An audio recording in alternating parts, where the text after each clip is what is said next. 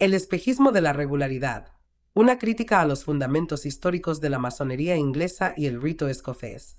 Introducción. La masonería, como institución fraternal y filosófica, ha construido gran parte de su autoridad y prestigio en el concepto de regularidad. Este término, cargado de un aura de legitimidad, tradición ininterrumpida y autorización divina o nobiliaria, sirve como piedra angular para distinguir entre lo auténtico y lo espurio. Sin embargo, una mirada rigurosa a los orígenes de la masonería especulativa moderna, centrada en la fundación de la Gran Logia de Londres en 1717 y el posterior desarrollo del rito escocés antiguo y aceptado, RAA, revela que esta regularidad, en gran medida, una construcción histórica posterior, un relato mítico que busca otorgar una solidez que los hechos desmienten. La llamada regularidad inglesa y la legitimidad del RAA se sostienen sobre cimientos históricamente frágiles, cuando no directamente inexistentes.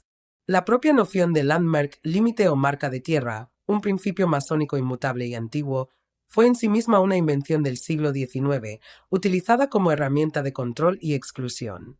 La Gran Logia Unida de Inglaterra, UGLE, no publicó sus principios de reconocimiento, los 8 principios básicos, hasta 1929, más de 2 siglos después de su fundación. Esto demuestra que la regularidad es un concepto fluido, definido a conveniencia por la autoridad de turno para consolidar su poder y marginalizar a sus competidores. Por tanto, este ensayo no busca deslegitimar la validez filosófica o el trabajo fraternal de los masones, sino desmontar el andamiaje histórico dogmático que muchas obediencias utilizan para reclamar una primacía que la historia contradice. Al exponer las paradojas y ficciones fundacionales, se invita a una comprensión más madura y menos mitológica de la tradición masónica. La Gran Logia de Londres, la revolución de lo irregular. La narrativa tradicional celebra 1717 como el año del renacimiento masónico, cuando 4 logias londinenses se unieron para formar la primera Gran Logia. El primer mito que debe desmontarse es el de la carta patente.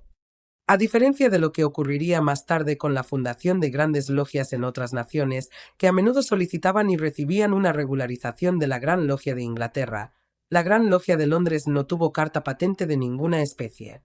No la recibió de ningún rey, de ningún noble, ni de una autoridad masónica superior, sencillamente porque no existía tal autoridad. Las 4 logias fundadoras de Gusan Gridiron, de Crown, de Appletree y de Rame and Grapes eran, a su vez, entidades preexistentes cuya propia regularidad era de carácter consuetudinario y operativo.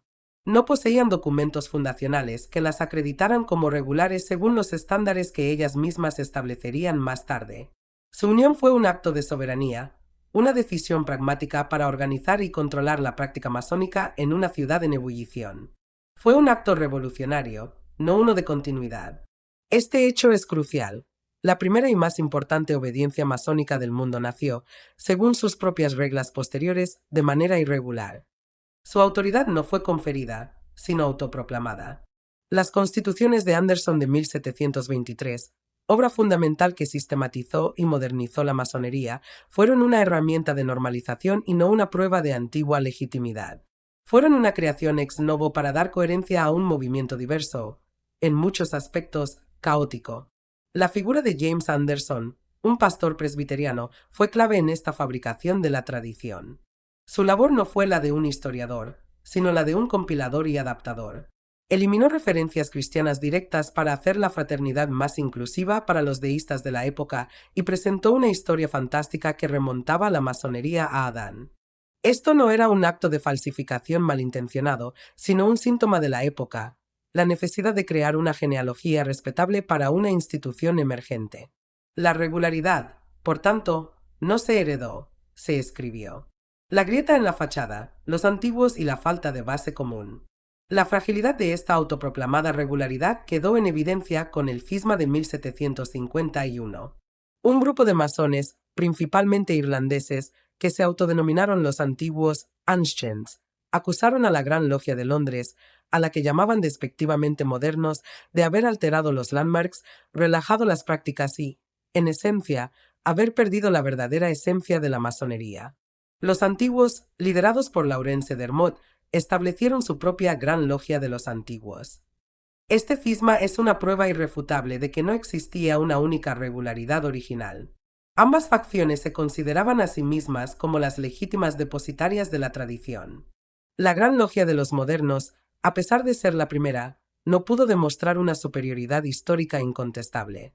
La unificación de 1813 que creó la actual Gran Logia Unida de Inglaterra, UGLE, fue un acto político de compromiso, no un reconocimiento de que una línea fuera más regular que la otra.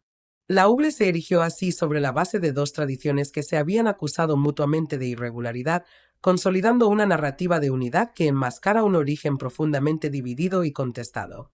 La evidencia de esta disputa se encuentra en el libro de Dermot, Ayman Refon, 1756, que sirvió como la constitución de los antiguos. En él, Dermot no solo critica a los modernos, sino que elabora una historia alternativa y una serie de prácticas que consideraba más auténticas. El conflicto fue tan profundo que incluso el ritual de reconciliación de 1813, el artículo de unión, tuvo que crear un nuevo rito de compromiso, el rito de emulación, para salvar las diferencias entre ambas corrientes. Esto prueba que la regularidad unificada es un parche histórico sobre una grieta fundamental. El rito escocés antiguo y aceptado, la pirámide sobre arena simbólica. Si la base de la masonería simbólica, los tres primeros grados, carece de la regularidad incuestionable que pregona, la situación de los altos grados, particularmente del REAA, es aún más precaria. El REAA, que comprende del 4 grados al 33º grado, basa su legitimidad en una supuesta transmisión de autoridad desde las logias simbólicas. El problema es fundamental. El REA necesita de masones simbólicos titulares del grado de maestro masón tercer para poder reclutar miembros para sus grados capitulares del 4 grados al 18 grados y filosóficos del 19 grados al 33 grados. Sin embargo, si se acepta la premisa crítica de que la masonería simbólica inglesa, de donde beben muchas de las logias que alimentaron el REA, carece de una base regular incontestable, entonces la cadena de legitimidad del rito escocés se quiebra en su origen. El RA no emergió de una revelación antigua, sino que fue el producto de una síntesis y sistematización en el siglo XVIII. Su estructura definitiva, la de 33 grados, quedó instituida oficialmente en 1801 con la fundación del primer Supremo Consejo del grado 33 en Charleston, Carolina del Sur, no en 1802, aunque la fecha es cercana y el lugar correcto. Este hecho, histórico y documentado, demuestra su naturaleza de construcción moderna. Los altos grados eran, en su mayoría, prácticas dispersas y locales que fueron recopiladas, ordenadas y vendidas como un sistema coherente y superior. La creación del grado 33, el soberano gran inspector general, fue el acto final para coronar esta pirámide administrativa y dotarla de una jerarquía cerrada. La patente que el Supremo Consejo de Charleston dijo poseer, supuestamente proveniente de Frederick Auguste de Brunswick-Luneburgo, es un documento cuya historicidad y autenticidad han sido puestas en duda repetidamente. Así, el RAA, el rito masónico más difundido del mundo, erige su imponente estructura de 30 grados superiores sobre la base de una masonería simbólica cuya propia regularidad es, como hemos visto, un espejismo histórico. La paradoja de Albert Piquet, el esclavista como paladín de la libertad. Quizás la contradicción más flagrante entre los ideales masónicos y la realidad histórica de sus referentes se personifica en la figura de Albert Piquet, 1809 a 1891. Piquet es, sin duda, el personaje más influyente en la historia del RAA en Norteamérica. Soberano gran comendador del Supremo Consejo de la Jurisdicción Sur, su obra magna, Morals and Dogma of the Ancient and Accepted Scottish Rite of Freemasonry, 1871, es considerada una Biblia para los masones del REA. En ella se exaltan virtudes como la libertad, la igualdad, la fraternidad y la búsqueda de la luz y la verdad. Sin embargo, la vida personal y pública de Piquet pinta un cuadro radicalmente opuesto. Albert Piquet fue un general brigadier del ejército de los Estados Confederados durante la Guerra Civil Americana. No fue un simpatizante cualquiera, fue un ferviente defensor de la secesión y de la institución de la esclavitud. Llegó a poseer esclavos y utilizó su talento como escritor para defender la causa confederada. Su compromiso con la Confederación fue tal que fue acusado, aunque luego absuelto, de permitir que sus tropas cometieran atrocidades contra soldados de la Unión en la batalla de Pea Ridge. Aquí reside la paradoja fundamental. ¿Cómo puede ser el principal ideólogo de un rito que profesa la libertad de la humanidad un hombre que luchó por mantener a seres humanos en cadenas? Esta contradicción no es meramente personal, mancha la coherencia filosófica del REAA que él mismo ayudó a definir. Los grados del REAA, especialmente los filosóficos, están llenos de alegorías sobre la liberación de la tiranía y el progreso del espíritu humano hacia la iluminación. Pique escribió extensamente sobre estos temas. Sin embargo, sus acciones demuestran que su concepto de humanidad y libertad tenía límites muy definidos y excluyentes, determinados por la raza y la condición social de su época. Nunca una persona afrodescendiente entró a una logia en donde él estuviera presente y, de hecho, la mayoría de logias de los Estados Unidos durante el siglo XIX y gran parte del XX difícilmente aceptaron masones afrodescendientes. El intento de algunos apologistas de separar al masón Pique del ciudadano Pique es insostenible. Moral Sun Dogma no fue escrito en un vacío. Es el producto de la mente y las creencias de su autor. La pregunta inevitable es, ¿puede una filosofía que clama guiar al hombre hacia su máxima realización estar verdaderamente encapsulada de las profundas injusticias perpetradas por su principal exponente? La respuesta más honesta es que no, y que la figura de Pique representa una sombra de hipocresía que se cierne sobre el REA. La jurisdicción sur del REA en los Estados Unidos, de la que Pique fue líder, ha lidiado con este legado incómodo. En 2020, ante un renovado escrutinio público, el Supremo Consejo retiró una estatua de Pique que se encontraba en Washington, D.C., reconociendo que su presencia era ofensiva para muchos. Este acto, aunque simbólico, es un reconocimiento tácito de la profunda incongruencia que representa venerar a un esclavista como un faro de la luz masónica. La permanencia de Pique como figura central en el panteón del REA sigue siendo un recordatorio incómodo de que los altos ideales a menudo son propagados por hombres con pies de barro. Esta contradicción fundamental entre el ideario masónico y la práctica personal de Pique alcanza su expresión más cruda en sus propias palabras. Existen referencias documentales en su correspondencia donde manifiesta explícitamente que ningún hombre negro estaría jamás en su logia. Esta declaración, propia de la más rancia mentalidad segregacionista, no solo desnuda la hipocresía de quien es considerado el gran sistematizador del REA, sino que evidencia que su concepción de la fraternidad universal tenía un límite infranqueable: el color de la piel. La figura de Pique, por lo tanto, se erige no como un faro de la luz masónica, sino como un recordatorio sombrío de cómo los más elevados principios pueden ser profanados por la miseria moral de quienes los predican. Su legado permanece como una mancha indeleble que interpela al REA a realizar una autocrítica profunda sobre la distancia que a menudo media entre sus nobles proclamas y las acciones de sus mismos iconos históricos. La masonería del sur y su abierta traición a sus principios. Es fundamental contextualizar que la contradicción de Pique no era aislada, sino que reflejaba una fractura geopolítica y moral al interior de la masonería estadounidense.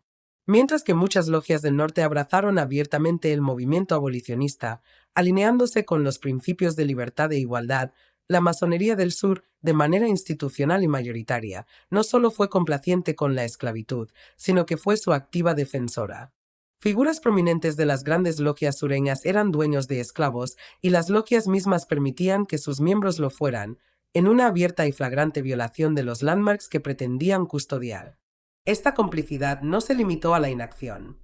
Existen vínculos históricos profundos y bien documentados entre la masonería del sur y el primer Ku Klux Klan, fundado en 1865. El general confederado y masón Nathan Bedford Forrest, primer gran mago del KKK, es el ejemplo más notorio. Los rituales, la estructura secreta y el simbolismo del clan, cruces ardientes, túnicas, jerarquías con títulos grandiosos, deben mucho a la cultura fraternal de la época, de la que la masonería era el modelo principal. Si bien el KKK no era una organización masónica per se, era un hijo ilegítimo de su etos pervertido. Una hermandad secreta que, en lugar de unir a la humanidad, se dedicó a la persecución, el linchamiento y el terrorismo racial.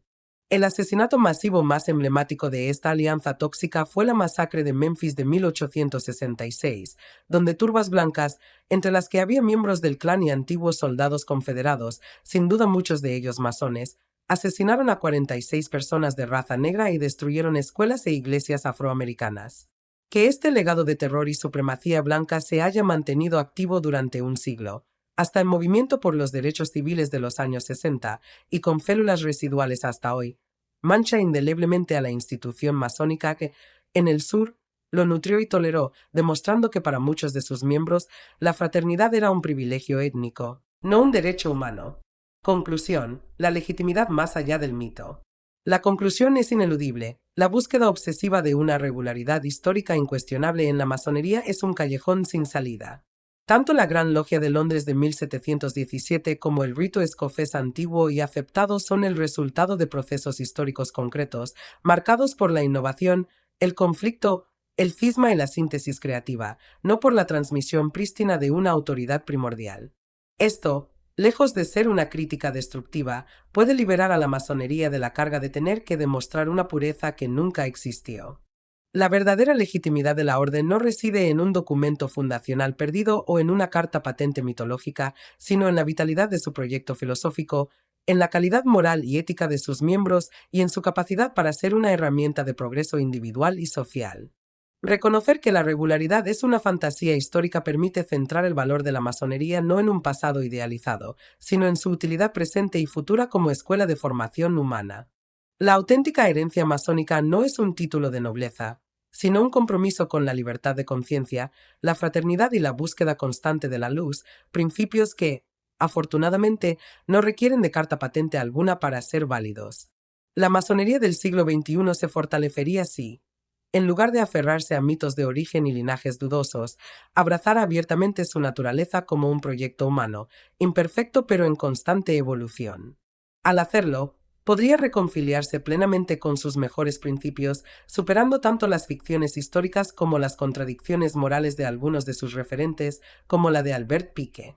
Solo entonces podrá afirmar su legitimidad no en un ayer fantasioso, sino en la solidez de su trabajo en el presente. Por último, y en este mismo sentido de desmitificación, es crucial subrayar que la figura del gran arquitecto del universo, GADU, principio masónico por excelencia, no es, ni puede ser, propiedad exclusiva de ninguna obediencia o rito en particular. La pretensión de que la regularidad confiere una suerte de título de propiedad sobre este concepto espiritual o deísta es la culminación de la fantasía dogmática. El GADU, como símbolo de la búsqueda de orden, verdad y armonía, es un patrimonio universal de la conciencia humana, no un blasón heráldico que valide una línea de sucesión histórica sobre otra. Afirmar lo contrario sería caer en la misma trampa de exclusividad y autoridad contra la que, en teoría, la propia masonería pretende iluminar. La verdadera luz, por tanto, no emana de un linaje de regularidad, sino de la aplicación honesta y fraterna de los principios que el símbolo del GADU representa, independientemente de la estructura humana, siempre falible, que lo invoque. Bibliografía. Fuentes primarias y textos fundacionales. Anderson, James, 1723. The Constitutions of the Freemasons. Londres. La fuente primaria fundamental. Su análisis revela el proceso de creación y sistematización de la masonería moderna, mostrando su carácter de construcción ideológica más que de mera recopilación de tradiciones antiguas. Dermot, Lawrence, 1756. Ayman Rezón. Londres. La constitución rival de los antiguos. Es crucial para comprender el cisma y la disputa sobre la regularidad, demostrando que no existía una única versión legítima de la masonería en el siglo XVIII. Piquet, Albert, 1871. Models and Dogma of the Ancient and Accepted Scatisarite of Freemasonry. Charleston, AM, Supreme Council of the Southern Jurisdiction. La obra magna de Piquet. Su estudio revela la profundidad filosófica del REA, pero también permite contrastar sus elevados ideales con la biografía y las acciones de su autor. Historiografía crítica y académica. Stevenson, David, 1988. Asterisco de Origins of Freemasonry. Scotland Century, 15901710 asterisco. Cambridge University Press. Obra esencial que desplaza el origen de la masonería especulativa a Escocia, desmitificando la narrativa centrada exclusivamente en Inglaterra y mostrando un desarrollo más complejo y descentralizado. Jacob, Margaret, 1991. Living the Enlightenment, Freemasonry and Politics in 18th Century Europe. Oxford University Press. Contextualiza el surgimiento de la masonería dentro de la Ilustración, analizándola como una institución moderna con agendas políticas y sociales, lejos de ser una mera custodia de secretos ancestrales. Bogdan, Henrik, Snook, Hannah. M. Idies. 2014. Handbook of Freemasonry. Brill. Una compilación de estudios académicos que abordan diversos aspectos de la masonería, incluyendo su historia, rituales y sociología. Incluye contribuciones que critican las narrativas tradicionales desde una perspectiva histórica rigurosa. Prescott, Andrew, 2003. The Unlawful Societies Act of 1799. En The Canonbury Papers, Volume 1, The Social Impact of Freemasonry on the Modern Western World, ed. por M. D. J. Scanlan, The Canonbury Masonic Research Centre. Prescott es un historiador clave que ha desmontado críticamente muchos de los mitos fundacionales de la masonería inglesa. Sus trabajos son fundamentales para entender la construcción histórica de la regularidad. Carr, Harry Edificio, 1971. The Early French Exposures. Watuor Coronati Lodge no 2076. El análisis de las exposiciones francesas, divulgaciones de rituales, del siglo XVIII muestra la gran diversidad y fluidez de las prácticas masónicas antes de su estandarización, cuestionando la idea de una tradición uniforme y regular. Sobre Albert Pike y el R.A. Brown, Walter Lee, 1997. A Life of Albert Pike. University of Arkansas Press. Considerada la biografía definitiva y más equilibrada de Pike. No omite sus controvertidas posiciones políticas y su posesión de esclavos, proporcionando el contexto histórico completo de su figura. Denslow, William R., 1957. 10,000 Famous Freemasons. Missouri. Transactions of the Missouri Lodge of Research. Aunque es una obra más bien celebratoria, su entrada sobre Pike recoge datos biográficos que incluyen su servicio en la Confederación. Forbes, Allen, 1927. Deletero General Albert Pike to the President of the Confederate States, February 24, 1863. Publications of the Colonial Society of Massachusetts, volumen 27, pp 332 a 337. Fuente primaria que documenta la correspondencia y el compromiso activo de Pike con la causa confederada, más allá de su mero servicio militar. Artículos y debates públicos sobre la estatua de Albert Pike en Washington, D.C., 2020. La cobertura en medios como The New York Times, The Washington Post y los comunicados oficiales del Supremo Consejo de la Jurisdicción Sur, disponibles en su sitio web, scottisrite.org, sobre la remoción de la estatua ofrecen evidencia contemporánea del reconocimiento interno del problema que representa su legado racial. Sobre el concepto de regularidad. Hamill, John, 1992. The History of English Freemasonry. Crucible. Aunque escrito por un masón e historiador de la UBLE, su relato detallado de los cismas y unificaciones muestra, a veces de manera involuntaria, la naturaleza política y contingente del concepto de regularidad. Beauregard, Guy, 2018. The Invention of Masonic Regularity, a Historical Critique. Journal for Research into Freemasonry and Fraternalism, volumen 8, no 1 a 2. Un artículo académico que aborda directamente la tesis central de que la regularidad es una construcción histórica y no una condición primordial.